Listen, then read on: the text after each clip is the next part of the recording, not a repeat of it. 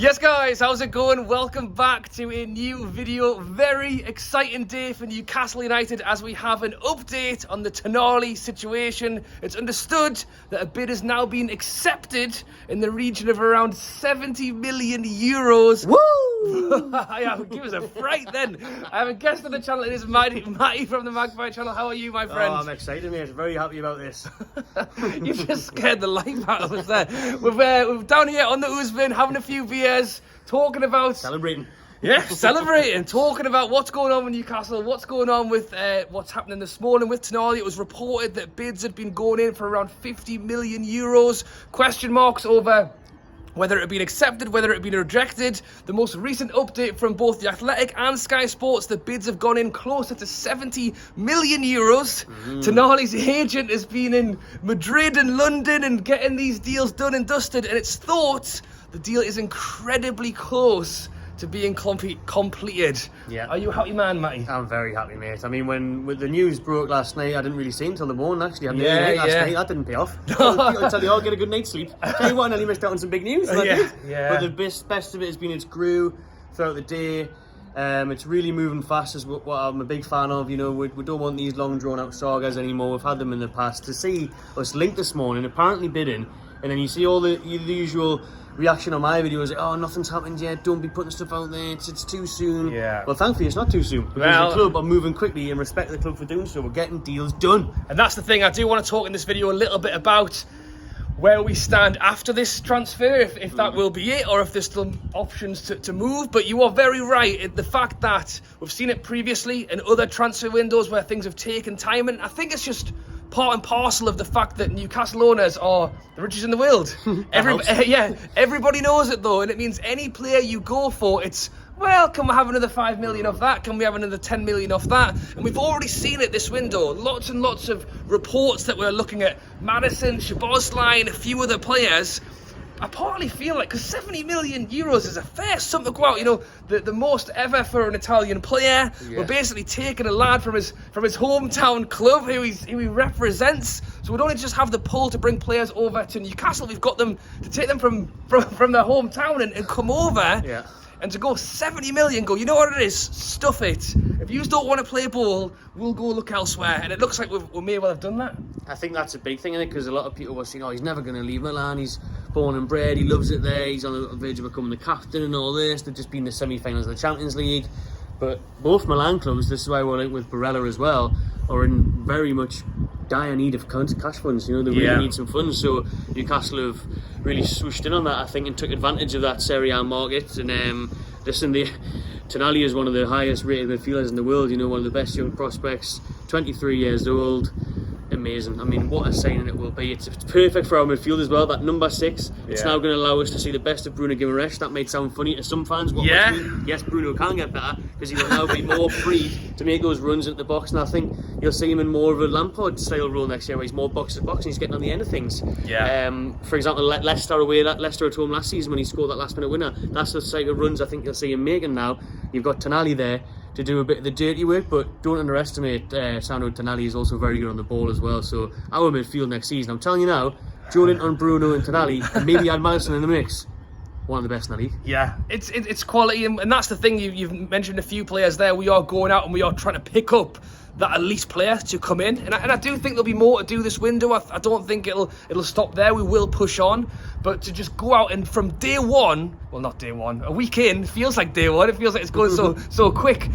We will go out and bring a player like that in. Not only does that nail him down for a full pre-season, so that means he's getting the best out of him. Eddie will have him off to America and off to Gateshead over the river shortly for his debut game over in the Gateshead Stadium. That would be that would be some turnaround.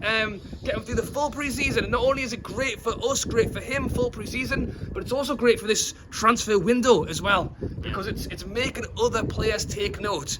Madison's a bit of a different one, because it's understood, does he want Newcastle, does he want Spurs? Well, in fairness, well, hang on, Jimmy, we've just gone and signed one of the best rated players in Italy. Do you not fancy it as well? Yeah.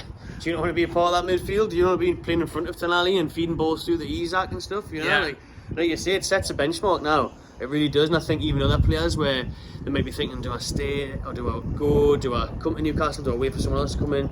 Champions League now, when you're signing, some of the best players in Europe, it's a no-brainer surely for players to move to Newcastle. I mean, I think we're sitting in such a great place because not only did we get Champions League, and you know what it is, I think Eddie Howe's a bit of a pull as well. Yeah. You know, when he first came in, there was people were questioning it, not sure. He's just literally stood up and taken a club from one end of the league to the other. Yeah. And then, as I've mentioned this a few times with Madison, a player who really was a bit down on his luck this season, got relegated with a side. Well, by the way, did you just see what he did to Joe Linton? And by the way, Callum Wilson in training with Madison and saying to him, I've just had the best season of my life.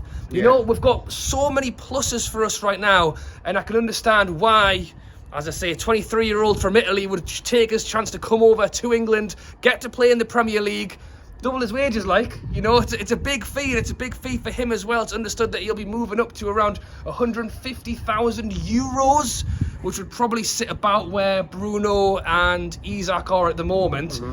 But I think that's going to change this summer as well, Matty, because as we go out to look at Madison, look at Szoboszlai, everyone's going to want more and more. And if you look at our wages in line with Champions League teams, we probably are on the lighter side of it. 100%. We are by far one of the lowest wage bills across Europe in the elite levels. I mean, if you look, it's by far in the top 4. Even Leicester had a bigger wage bill than us. So really? I didn't even know that. So until we start dishing out these new contracts, Leicester had a bigger wage bill. Look at these Chelsea players that are going to Saudi Arabia who are on 300 grand a week, and that even like Hudson-Odoi on 120 grand a week.